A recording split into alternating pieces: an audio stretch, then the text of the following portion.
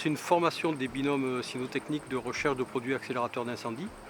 On est sur le deuxième module de formation. Donc ils ont fait un premier module A au mois d'avril de cette année. Là c'est le deuxième module, c'est le module opérationnel.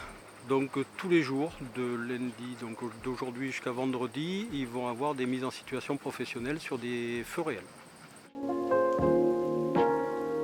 Alors quand chaque binôme passe avec son chien sur la zone déterminée, ils ne savent pas s'il y a du produit, ils ne savent pas combien de zones où il y a eu des mises à feu.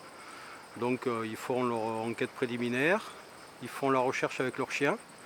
Une fois qu'ils ont fini la recherche avec leur chien, ils nous disent s'ils ont eu des marquages par grattage et à quel endroit précis, à l'aide de marqueurs.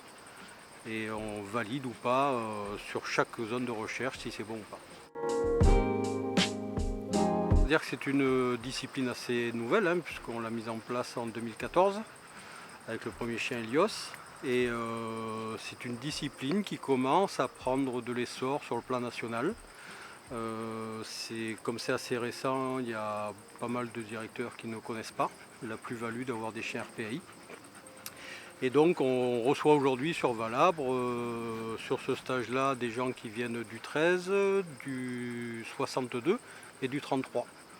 On a eu préalablement sur des sessions précédentes, les années précédentes, on a eu des gens qui venaient du 47, des gens qui venaient du 69, des gens qui venaient de l'Oise, des gens qui venaient de Lyon. Donc ça commence à prendre de l'essor. Aujourd'hui on peut dire qu'on est une dizaine de binômes recensés sur le plan national.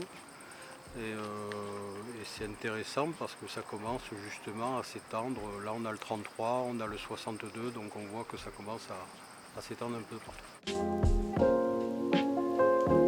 Alors ils sont vraiment polyvalents puisqu'ils peuvent intervenir sur les feux d'espace naturel et sur les feux de structure.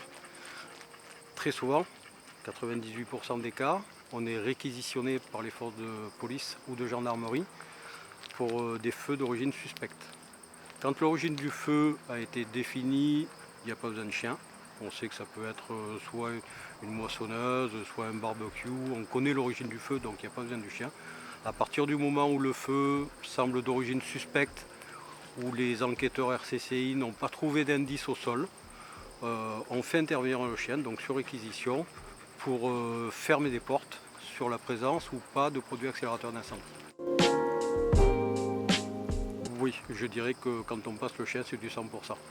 On a eu l'expérience en formation et sur des feux réels, après enquête.